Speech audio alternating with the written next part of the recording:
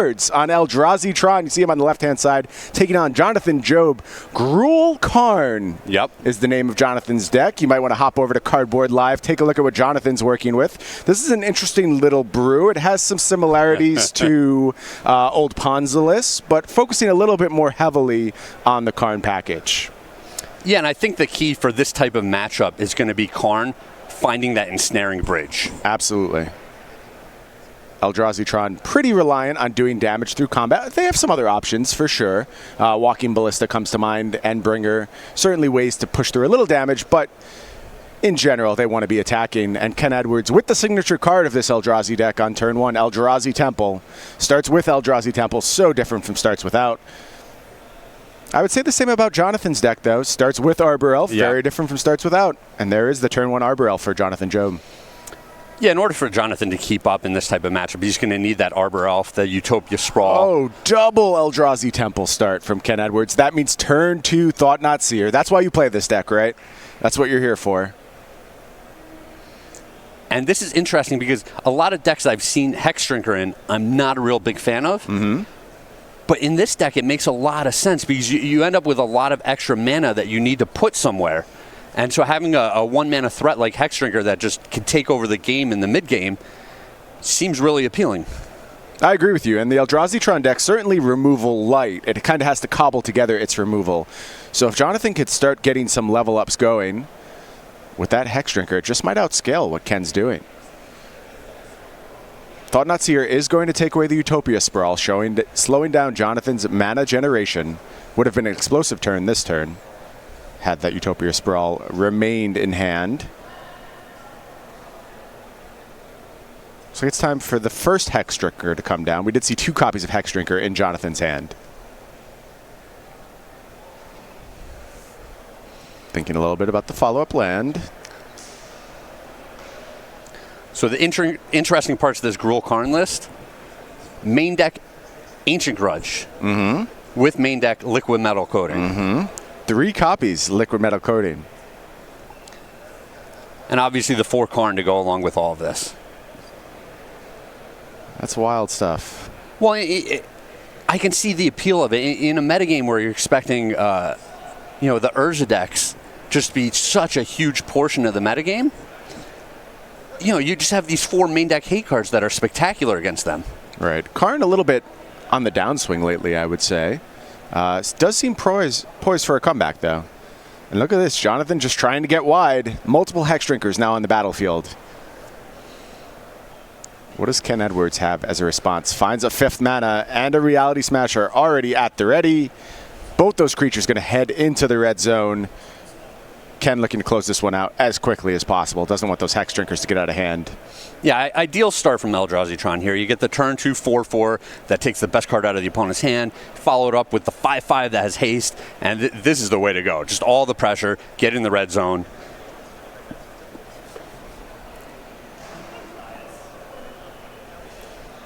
Yeah, if Eldrazi Tron can't convert this game, you worry about the deck in general, right? Like this is what you live for. Turn 2 Thought Not Seer, turn 3 Reality Smasher.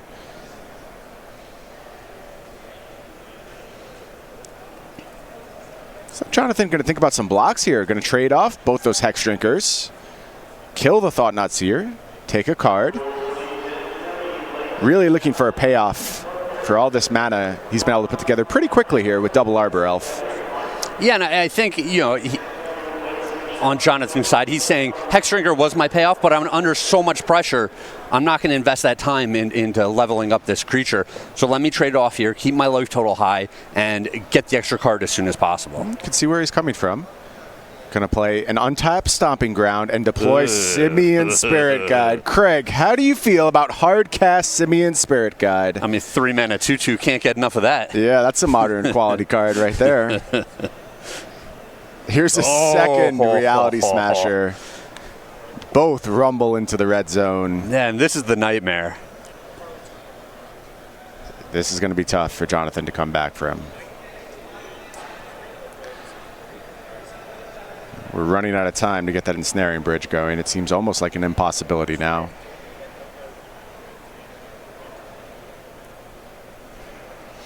Yeah, I'm not sure what Jonathan's hand is, but I think potentially Okay, he's just going to pack it up. He says it's not good enough. Going to go ahead and scoop it up. And that means Ken Edwards up a game with Eldrazi over Gruul Karn. I'm not going to pretend to be an expert on how this matchup goes. It does seem to me, though, Gruul Karn should have the edge, but that was an incredible draw from Ken Edwards there. Yeah, that's what you're trying to do if you're the Tron player, right? It's just that disruption followed by just so much pressure. And, I mean, I don't think we see a whole lot of sideboarding out of the Gruul Karn deck. Looking at this list, I can see these Obstinate Ballast coming in. The life total bump and the bigger body to trade in combat are both appealing. Yep. But Anger of the Gods doesn't line up well with a lot of what's going on in the other side. And the rest of the sideboard is all the artifacts that you want to be able to tutor for with your 4 main deck Karns. Right. Both these decks, of course, Karn the Great Creator decks. That's why we see these deep wish boards. The only real sideboard card on Ken's side, 2 Surgical Extractions. Don't want that here. Is it possible Ken just shuffles up and presents the same 60 here? I think that's what's going to happen. And then on Jonathan's side, you're saying considering those Obstinate Baloths, but I mean, even that, I think there's some debate for just leaving that in the sideboard as well. You kind of need to establish your main plan, and you know it's going to tend to be good enough because, like we said, Ken just doesn't have that many ways to interact. It's just these wish targets out of the sideboard. If you can somehow contain Karns on the other side, you're in a pretty good spot. Yeah, I wonder if he wants to shave some of these liquid metal coatings and some of these ancient grudges out of his main deck. Okay. They're just not... there's going to be too many times, I think, where the Eldrazi Tron player has a real aggressive start. And when those 2 pieces line up together in your hand, the ancient grudge and the liquid metal coating, it looks great. But when you only have one or the other, it's just pretty clunky. Very true. I mean, what do you think about Jonathan's vulnerability to Chalice of the Void? How immune is he to that card? Obviously a lot of expensive spells, but you do see the Utopia Sprawls, the Arbor Elves, the Hex Drinkers all get picked off by Chalice of the Void. Does he have to account for that card in post-board games? Yeah, so like I said, I think I would just shave a couple of these cards. He still has 4 main deck of Braids and the main deck Ancient Grudges. So, of course. So he's got a ton of answers there, and a lot of times he's going to play his 1-drop on turn 1, and then the opponent's going to deploy the Chalice for 1 on turn 2. Sure. And he's already moved past that point in his game plan. It's a weird spot where both players may have some suboptimal cards in their main deck, but just nothing really to replace them with. Yeah, this is not the matchups that each of these players were preparing for. I think that's a very fair statement. Well, you know what I'm prepared for, Craig? Spending money on Magic cards. One of my favorite things to do. Oh, I know you are. On the planet. And this week, I am headed over to the non-English sale at StarCityGames.com. Huge savings on non-English singles through Tuesday. What's your opinion on non-English cards, Craig? Are you a fan of pimping out your decks in that fashion? So I think a lot of the other languages have really interesting looks to them, which is the appeal for a lot of players. I know Jerry T. Loves his Japanese cards. Loves his Japanese cards. But I think in a competitive environment, it's just better if everyone has cards that most people in the tournament can read. Okay. I mean, how do you determine that, though? I mean, you're just saying by your geographical location, that's the language you should lean towards? Yes. Okay. That's a fair take, right? I see what you're saying. Make things easier on your fellow competitors. Well, we have so many cards now that have so much text. Right. And we talked about going through a limited format where all the Planeswalkers had static abilities that got forgotten all the time. Sure. And now when you make them not even in English anymore, it becomes that much easier to misunderstand these cards or misplay because you're not sure exactly what it does. Yeah, it's a strange tension. I mean, Magic has a ton of appeal as a global game, and I love that aspect of it, right? And you certainly want people to be able to have their cards in their preferred languages and acknowledge all the cultures that play the game. I think that's a cool part of it. But you're right, communication is tough. There's a lot of information that needs to be displayed the whole time. I've moved away. I used to be big on non-English cards. I've moved away and gotten more into English foils recently. You are a foils man. Yeah. Picked up my full art foil Okos this week, as well as some full art foil Gilded Goose. Oh, I'm sure those that were just a steal. They were a steal.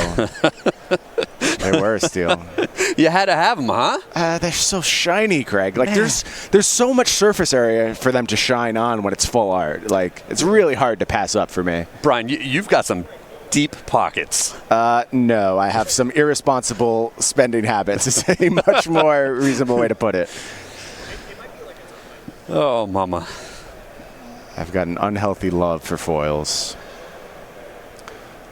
Well, it's just a belief that Oko is going to be around for a long time. I think it's going to be a big story here this weekend, and certainly it's going to be a big story in Standard for as long as that card is legal. It will define the format. What are you trying to say, Brian? What does that mean, as long as it's legal? I mean... You mean just until it rotates out? Until it rotates out. Okay, in 2 years. Yep, I'm sure that's what you were saying. I don't know if you know how the general rotation works, Craig, but basically cards get to be in Standard for 2 years. We play with them, we enjoy them, and then they move on. Possibly to Pioneer. Possibly to Modern. Possibly to Legacy. Possibly to Vintage. Maybe it's in all those formats because the card's unbelievably good. Who knows? It is kind of wild that a lot of times we see cards printed and they take a good long time to make their way into the more powerful formats. Right. And Oko just seems to have jumped the curve and just moved right into these other formats so fast. Yeah, kicking down the doors of Modern, Legacy, and even Vintage. It did win the Vintage Challenge on Magic Online last week, so... Utopia Sprawl is the start for Jonathan Job here. Going to be naming red, getting access to second color of mana. Eldrazi Temple on turn 1 again, not bad. I think I see a second one in hand too for Ken Edwards. Let's see if Jonathan can find a better start this go around. Hex Drinker. Liquid Metal Coating. Okay, you got half the combo. Dismember on Hex Drinker. Deal with that before it gets out of hand. Ken going to fall to 16. Yeah, and if Jonathan can dial up one of those Ancient Grudges here. Ooh, second Eldrazi Temple, but no Eldrazi in hand for Ken Edwards. Yeah, we could see Jonathan just lock up this game with just land destruction out of the Liquid Metal Coating Ancient Grudge combo. Let's see. There is that second Temple. Warping Whale at the ready for Ken Edwards. This is an awkward hand for Ken. I'm a little surprised he kept it. Was on a mulligan to 6. But yeah, not a whole lot going on thus far. There you see Warping Whale. A lot of modes on that card. Exile target creature power, toughness 1 or less, counter a sorcery spell, or put a Scion into play. It looks like it's a Braid your Eldrazi Temple time. Magic as Garfield intended. And of course... that Warping Whale not going to be able to do anything about a Braid. Instant. Just a land off the top for Edwards. Yeah, and Power plant. Ken didn't have a play last turn. It's going to be real hard for him to have a play this turn. Yeah. There you see Liquid Metal Coating. I bought foils of these too, by the way, Craig, when Karn the Great Creator came out. I bet that's a good looking foil. It's a nice one. It's an expensive one too, but I'm happy I have them now. Second Liquid Metal Coating. Huh. You don't usually want the second one. I mean, if you find Karn, it's really nice because now you have effectively Rashad import where you get to shut off your opponent's mana every turn. But no Karn yet for Jonathan Job. Third Eldrazi Temple drawn for Ken Edwards. Usually that's great. No payoffs though.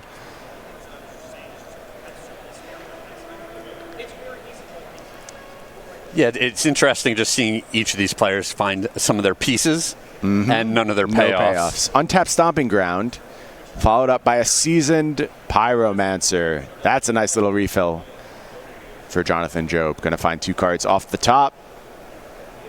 Does at least have some offense now. Nothing else, though, from Jonathan Job. It's time for Warping Whale to make an Eldrazi Scion, I believe. It's my interpretation of the body language there. All right. Scion token coming. How come no one's been a Scion token with their invitational wins? That's a pretty good one. No Eldrazi fans out there?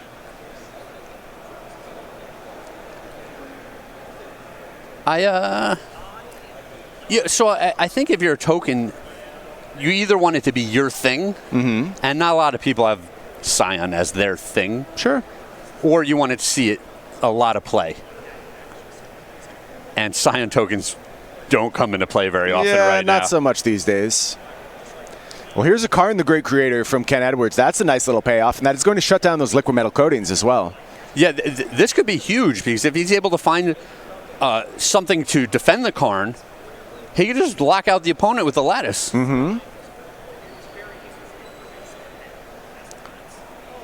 Ken's going to take a look at the sideboard here. Although Ken is far from doing that at this point because he would need 2 more lands and a creature to, defend the Karn with. Mm-hmm. Just going to tick up. I would assume no target. Turn passes back to Jonathan Job. Now he's going to go ahead and look at the sideboard. What are you telling us, Jonathan? We're into the Karn shenanigans now. I'm just begging for a situation where both players have Karn and there's a lattice. Is that too much to ask for, Craig? I just want to sit here until the end of time. That's what happens when that goes down, right? Everyone just sits here and... It's super awkward. I can't wait. Here is Karn the Great Creator from Jonathan Job. I mean, right now, Jonathan would have a real big edge, right? Mm-hmm. He's got a 2/2 compared to the opponent's 1/1. Yeah, Jonathan also able to convert Liquid Metal Coating to an attacker here and able to pressure the opposing Karn.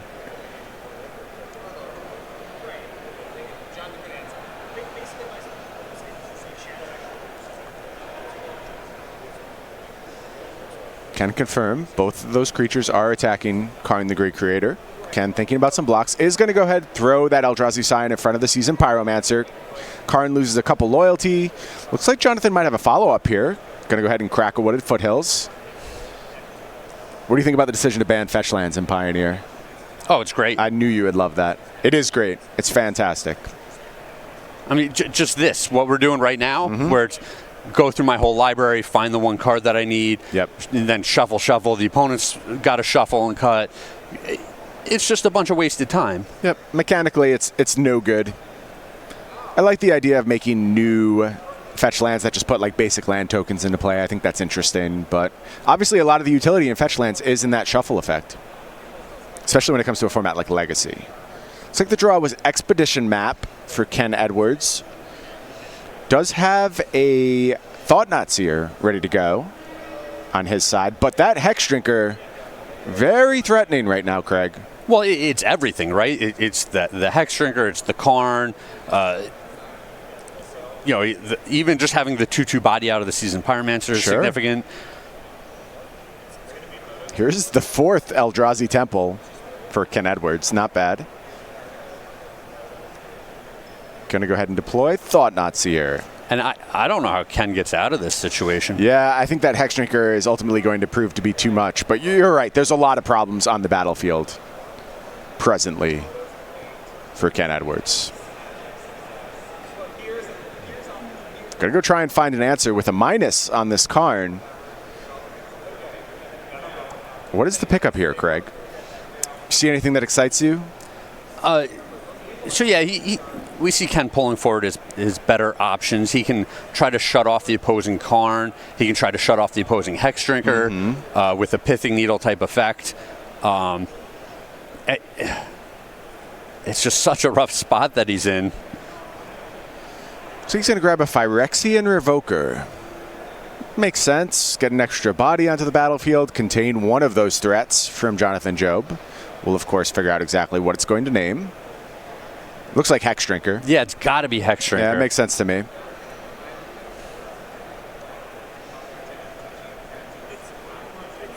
Jonathan going to take a little read of that Phyrexian Revoker. Thankful that Ken Edwards is playing with English cards there.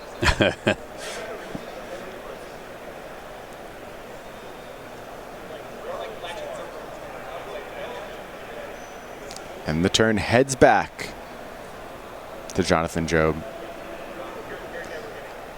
Plenty of mana available now.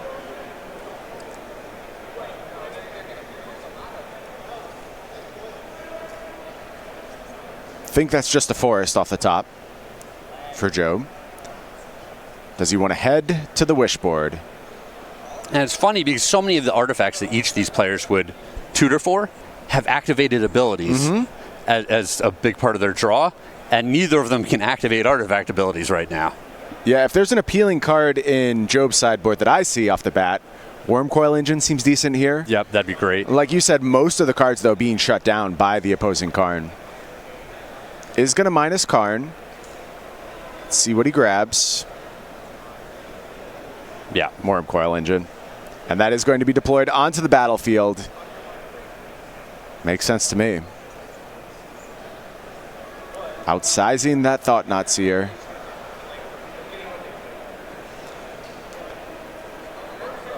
Yeah, and Jonathan continues to be in a great spot here where all he really needs to do is get one more attack in on this Karn, and then he can go find the lattice and just lock up the game. Yep. I think that's what he's playing towards presently.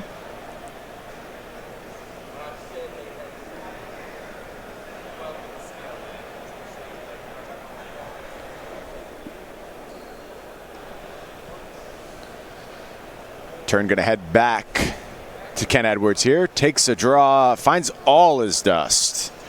Meh. And well, it's funny because that card's, I don't know, it's good, not great. Yeah, I don't know, like, given your choice with a wealth of sideboard options, I'm not 100% convinced it would still be in the deck for this matchup. But it's there now. Well, it's one of the clean answers that he has to a Hex Drinker once it started to grow out of control. Sure, maybe that's worth it. It even gets, it's tough because it costs 7 mana. Right. That's the big problem, because there are a lot of things where if you clean up an Elf and a Utopia Sprawl and a Hex Drinker, it's like, wow, I got a lot of value out of this thing. But at 7 mana, doesn't matter at that point. Yeah, controlling the Utopia Sprawls is pretty good as well. I'm getting more convinced as we talk through this that this is a worthwhile card to have. And it is going to be cast here. It's going to clean up Hex Drinker, Seasoned Pyromancer, both Utopia Sprawls. That does take Jonathan off of Lattice mana. Pretty important. Yeah, it's just an interesting situation. Considering the starts that each of these players had, we've actually gotten a game out of this with decent back and forth. Right. Yeah, this is an odd one to start the day, Craig. This isn't what I thought I'd be seeing in round one. Well, I'm sure we'll see plenty of what you think we're going to see as the day goes on. Sure, plenty of time for that still. But for now, this is great. Yeah, enjoying the little change of pace here.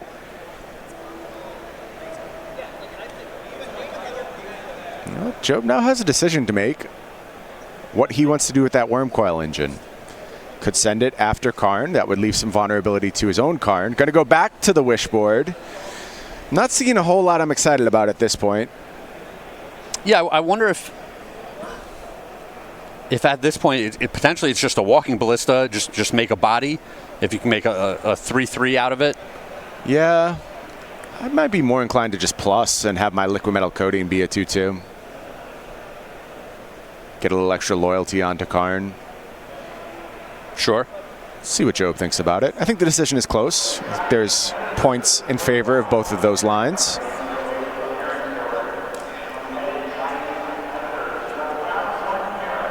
You also would like to believe that you can, at some point, get greater utility out of your Walking Ballista. Maybe that's not true, but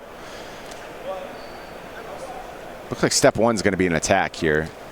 Yeah, I think once the opposing Karn is off of the board for either players, it just opens things up so much more. That Revoker no longer having much utility with the Hex Drinker off the battlefield. Going to go ahead, hop in front of the Worm Coil engine. Job does gain 6 life. Padding that life total a little bit. Forest in hand, and I think Liquid Metal Coating is the other card in hand. Awkward card to have. Yeah, didn't really want your third copy of that.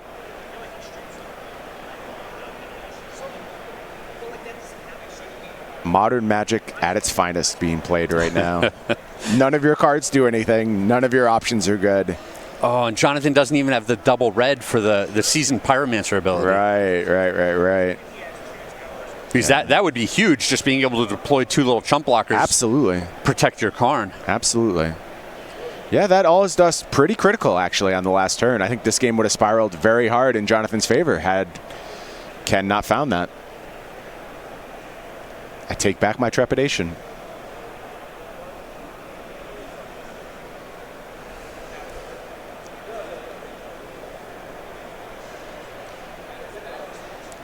So you asked me about the fetch lands. I'm glad fetch lands are in Legacy. Okay. Yeah, I think it's an important part of the play pattern. The Brainstorm thing is a huge draw of the format. Yeah, and just that format's supposed to be that powerful, right? Where a fetch land can find a dual land and you can cast just about any card in your deck right from the get-go. Right. Like, I see the draw to that. That's what that format's about. Modern, to me, it's borderline. I think the mechanical issues are a problem, and in a card pool so big and so powerful, letting people have access to all their colors all the time is problematic. So, that's kind of two strikes against it, but it's always been there, so it always will be there. Yep. Which is fine. Yep. But I think moving forward, having a new format that will have a huge card pool and be powerful but no fetch lands is great.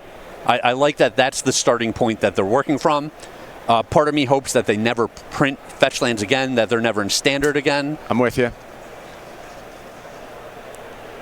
Oh, look at this. Oh, jeez. Time for an ensnaring bridge. No, we didn't want that. From Ken Edwards. Going to also deploy Expedition Map. That's a blank presently. Well, this game just got so awkward from both sides. Yeah. I think we're just going to be doing a little bit of draw go for a minute. I mean, I would think this favors Jonathan in a big way just because he has the Ancient Grudges and Abrades. You would assume so. But it's also just this awkward situation now where neither player is going to do anything for so long. Job's going to go ahead and draw a card. It was a forest, not the most exciting draw. So we're in a top decking situation. You mentioned the Ancient Grudges, you mentioned the Abrades, but whose deck do you think is more live to find a way to actually win this game?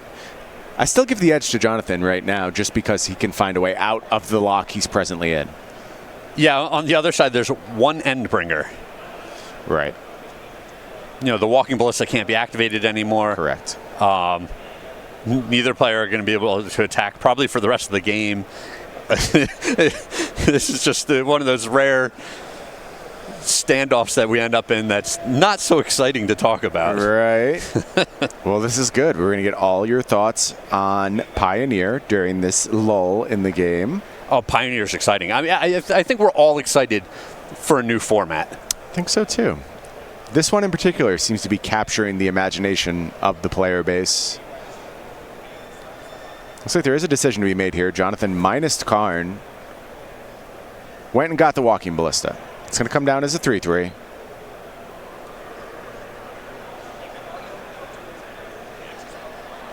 think Jonathan maybe just playing to when he eventually finds that out to the bridge.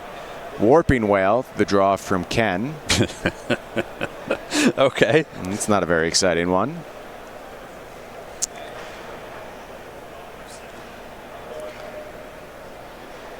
Oh, man. And this is what we're doing. Yeah, it's going to be a long slog now. I think it would behoove both players to play these turns quickly. You want to make sure you have time for game 3, and there's not a whole bunch of decisions to be made. I want to see a lot of rapid fire, draw, pass, draw, pass. Yeah, there's lots of time on the clock right now to finish this game. But the problem is if next game ends up in a similar situation, right? You don't want to pick up that draw in round 1 of your open. Absolutely. Here's a Radiant Fountain from Ken, plus and Karn. No, you can't do that. Can't do that. Okay, we got back. Staying on 3. Jonathan takes a draw. It was a green card. I think his hand is Seasoned Pyromancer, Obstinate Baloth. Yeah. All right. So those did come in. Pretty ineffectual here. The Seasoned Pyromancer would be nice if he finds another red source to actually dig deeper in his deck. Of course. It also turns on those the one in the graveyard in case Ken's hand gets gummed up at any point. Maybe you can get attack with those 1/1s. Man, we're going down with Karn again? What are we getting this time? Bold predictions, Craig. Mystic Forge? That doesn't do anything. Does it? It does. You'd still be able to play off the top of your library. You can't activate the Mystic Forge. That might be fine. Oh. Ooh, the boat. Look at this. Skyship console flagship coming down. This is a good grab. Haven't seen that one in a while. Why don't we get that up on screen, take a peek at our friend the console flagship. There you see Sky Sovereign console flagship. Whenever Sky Sovereign console flagship enters the battlefield or attacks, 3 damage to target creature or planeswalker an opponent controls, and that means Karn off the battlefield. Yeah, that was actually great for Huge, Ken yeah. here. That's a big get. The artwork on the flagship always reminds me of a cruise ship. Mm-hmm. Where it's just like got a lot of colors and some banners. There's blue on top, which I think is just the swimming pools. Everyone on the flagship having a good time. Yeah. And then it just smashes into something and deals 3 damage. I think Jonathan Job drew a braid. He did. He drew a braid. And that's going to head towards that ensnaring bridge. Wow, this game got interesting pretty quick. Yeah, these are just 2 crazy top decks that actually opened this game up. Yeah. And that means Jonathan going to be able to find a lethal attack against that Karn if he so chooses. Also unlocking that Ballista. Yeah, Karn is going to die. Some life gain for Jonathan Job. Now I have no clue who is ahead. Yeah, we went from 2 Karns and no attacks ever to no Karns. Right. There is another Karn in Ken Edwards' hand. And he's going to go ahead and make a Scion token. Scion token, meaning he's setting up for a big turn here. I also think that's his 3rd Tron piece. That's a mine, right? And there's power plant and tower on the battlefield. So all the mana in the world now available to Ken Edwards. Yeah, we could see. Does he still have a Ballista to tutor for? I'm losing track of how many targets we've pulled out of the decks. No Ballista in the sideboard unless Ken moved it there after game 1. But here is Karn.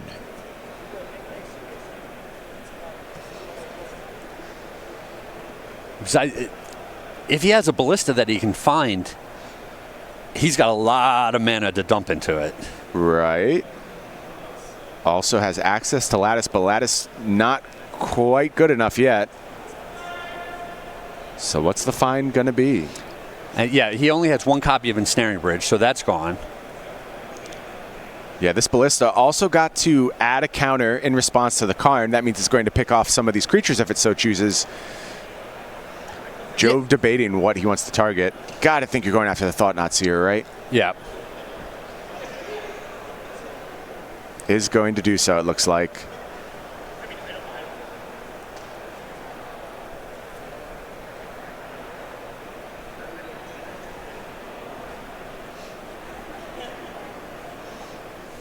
Looks like Ken debating some responses to that. Going to go ahead and crew up Sky Sovereign console flagship. Job takes a draw. Simian Spirit Guide. That unlocks the Seasoned Pyromancer in hand. Yeah, that's doing something. Another interesting angle here is the Expedition map is now live. Mm-hmm. And so there's a blast zone that Ken can tutor up. Okay. Which is a relevant card to keep in mind. Did play a land this turn, right? We played the 3rd Tron piece. So. I just mean moving forward. Right, absolutely. He has all the mana in the world, so the blast zone can blow up just about anything he would want to destroy. Yeah. This game has been good, Greg. I've enjoyed this. This is different. Not what I expect from Modern. A pleasant surprise. Yeah. Especially considering the way it started. Absolutely. We're going to minus Karn. And what are the best options left for Ken in that sideboard? See a Basilisk Collar. That's weird. Pulling the Lattice to the front.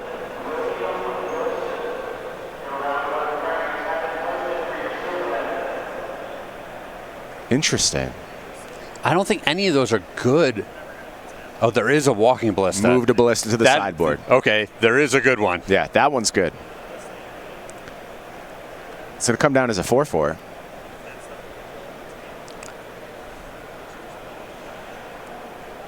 And just going to pass the turn back. No swing with that console flagship. Makes sense. Job sitting at 32. Nothing you can kill.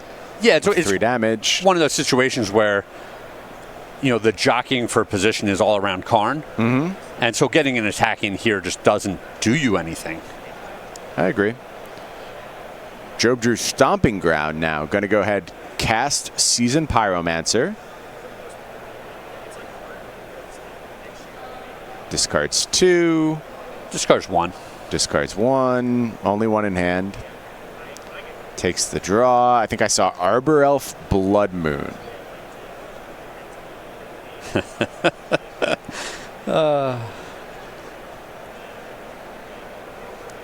Yeah, and Blood Moon would actually be pretty good on this board, but he can't cast it this turn. Right. Could have floated the mana from the Spirit Guide, instead chose to get that 1/1. Yeah, and I think I would have taken the same line, where the 1/1 seems more appealing than the random chance at a red card I want to play that turn coming off the top. Right. Yeah, I think I agree. Here's the Arbor Elf follow-up.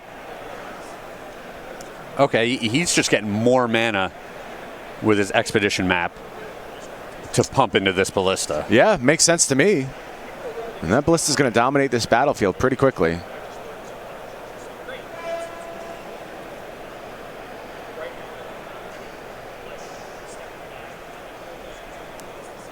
Trying to get to the place where Lattice is reasonable. Oh, wait, why'd we play the Temple instead of the Tower? It's a good question. Yeah, he just realized he did it. Yeah. It's like 14 mana available. Oh, he gets the collar. He gets the collar now, and it's just over. Pops everything, This is the machine gun's online. Well, that's not bad.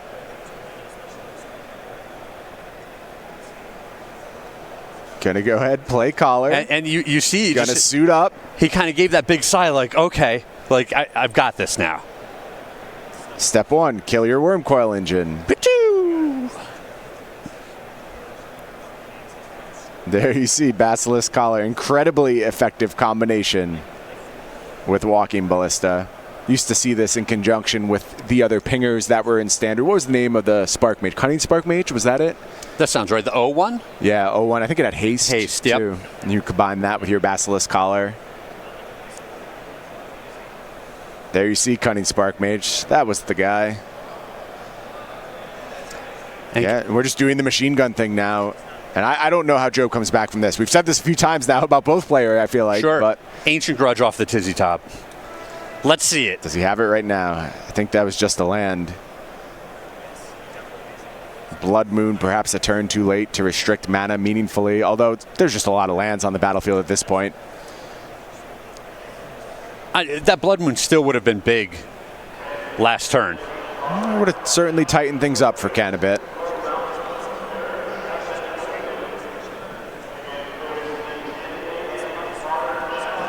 Man, Ken just battling this whole time. We really thought that he was at a big deficit through the mid game, and he just carefully navigated his way to this situation. And it's looking real good for him now.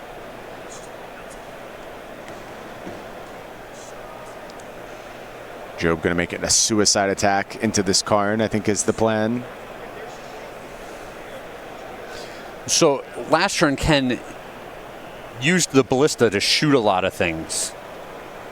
Used it to shoot a bunch of things this turn as well. Well, and I wonder if he should have left it big so he could, use it to activate the Skyship.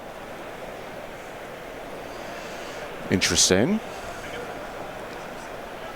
And then he still could, the Skyship can get into combat and block, and then he can still use the Ballista counters to shoot down other things. Yeah, now the Ballista is gone. Karn going to tick up on collar. Oop, yeah, this is not castable. Yeah, this Blood Moon is now huge on this board. Every Eldrazi what now dead. What a game! How ridiculous!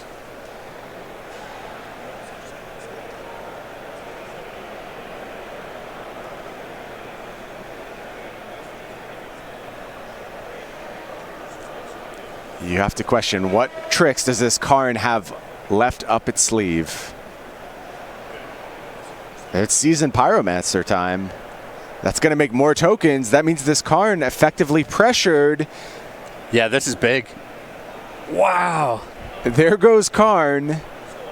This game is incredible. I can't believe this is still going on. Yeah, I think there was a slight misstep by Ken in there with the walking ballista. Uh-huh.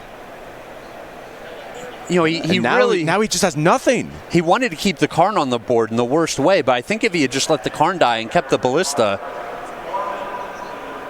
you know, it would just be dominating this game. I agree. Now here's a bunch of Pyromancer tokens. Ken going to take 5 damage. Here's Karn. Oh, man. Minus go get Lattice, win the game? Are you kidding me? Wow, the back and forth in that game. That was great. Let's get some more of that this weekend. That was wild. Let's just let these two sit in the feature match all weekend. I mean, the game's going to be like this. That's fine with me. Yep, checking the clock. Both players aware that they don't have a ton of time. Yeah, going to have to hustle for sure in this game 3. And this is where, yes, you need to hurry, but if I'm these players, I want to take a breath. I want to make sure I de-sideboard properly because there were so many tutors with Karn. Great point. And you don't want to accidentally shuffle one of those cards into your deck and then tutor for it later and have it not be there when you need it. Who would be dumb enough to do that in a high-stakes tournament, Craig?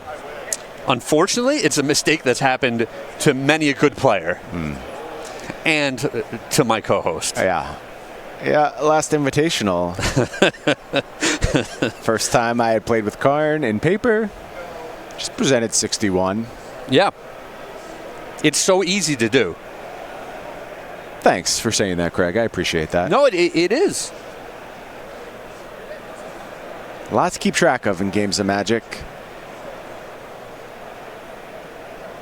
But these players going to try and find a way to win. And I mean, look, both of these decks, we've seen longer games, but both of these decks can just win in a hurry. They can shut your opponent out of the game very meaningfully, very quickly. Yeah, and it's interesting the differences between the online play, using the Moto client, and live play, where, you know, the online client just does everything for you. All the shuffling is instantaneous. Searching is easy and smooth. You don't have to shuffle the opponent's deck. So you only worry about your own clock. And generally, even with a complex deck, there's plenty of time on the clock to finish every round. And then you come to a tournament like this, and it's almost a different animal. Like, there's an extra skill set that you need playing long matches of Magic, where you need to be aware of when you need to play faster, when you need to play slower, right, et cetera, et cetera. Neither player liking their 7. Both are going to go down to 6. I think we saw missteps from both players in that last game, quite frankly. I think there was points where Jonathan could have leveraged his card a little bit better. I think there was a good case for, like you said, keeping that ballista around and just letting that dominate the game. Yeah, but a game that long, it's easy to look back in hindsight Absolutely. And second guess things. Absolutely, 100%.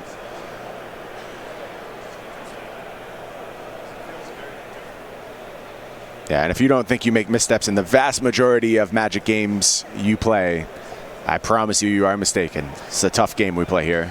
Quick mulligan from Ken. Just getting a peek of his opening hand. He had a Tron piece and another land. No early plays. I'm glad that he didn't even think about it. That was a definite mulligan right away hand. Yeah, Eldrazi Tron can mulligan very effectively. Job seeming to keep here, although what I saw of his hand I wasn't crazy about, quite frankly. But maybe with Ken on a mulligan to 5, it's comfortable just keeping a functional 6.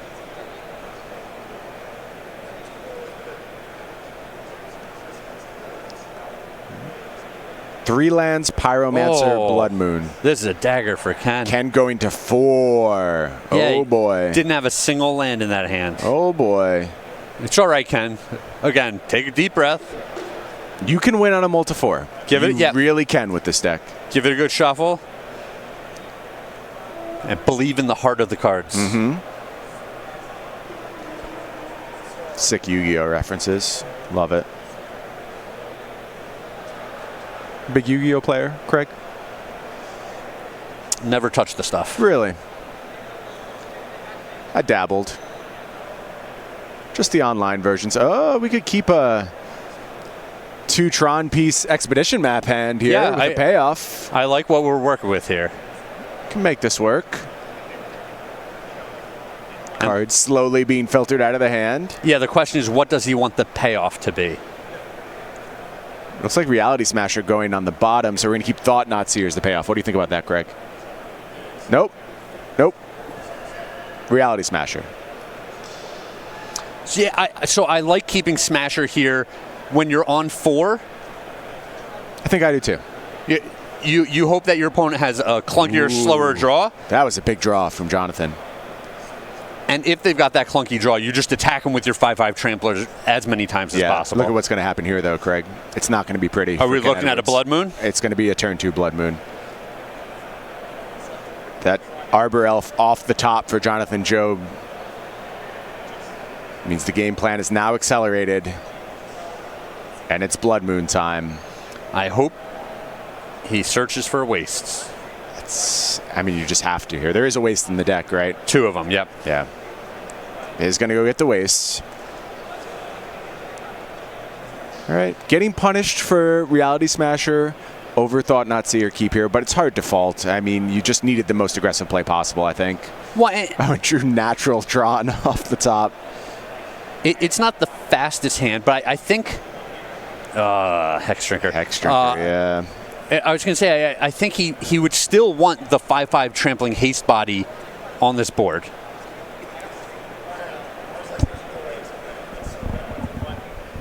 Looks like Job just going to go ahead and deploy Seasoned Pyromancer here. Discards 2 cards, one of which going to create a token. Take a look at 2 fresh ones. Really trying to close the door here. Going to deploy a Hex Drinker and passes the turn back to Ken. Ken takes a draw, finds the Thought Not Seer. Okay. Takes a second Hex Drinker. Yeah, I think this first Hex Drinker is still going to be too much of a problem. It looks like it. Could level up to 5 at this point. Yeah, it's going to turn into the 4/4 this turn and then be the 8/8 next turn. And without the extra mana acceleration from his lands, Ken's not casting all his dust this game. Yeah, I mean, there's a Karn off the top. Assuming Dismember was still around as an out. Here's Reality Smasher. Wow, it's bad when Reality Smasher is too little too late. Honestly, this Multifor came together so well for Ken Edwards, but I think Jonathan's hand just lined up with the right answers. Yeah, the turn 2 Blood Moon into doing whatever I want. It's Hex Drinker time. The mini Progenitus is here. It's so funny because I'm not sure I've seen a single game where I've liked Hex Drinker up until this point. We've seen people dabble with it in rock style modern decks. We've seen it played a little bit in Legacy, and almost every time I'm like, this card doesn't do anything for me. But in this Gruul Karn deck, he has the extra mana to dump into it. So I see the appeal here. Of note, no attack on the last turn. Is going to go ahead and get Froggy on this turn. 6 damage headed Ken's way.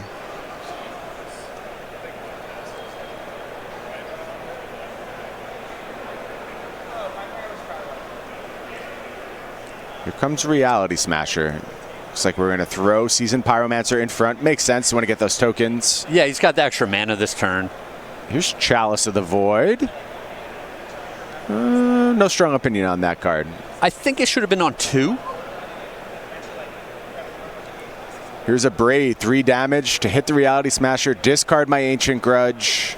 With a Braid and Ancient Grudge and the liquid metal coating, I think Chalice on 2 was the number you wanted there. I'm inclined to agree. Here's a Utopia Sprawl. Gotcha. Good effort. Looks like Ken has a Karn here. Ken minus. Go get Ensnaring Bridge, play Ensnaring Bridge. All right. No cards in hand. We're looking at an Ancient Grudge on the other side, aren't we? We are. Gonna flashback Seasoned Pyromancer. Jonathan knows he's got that at the ready.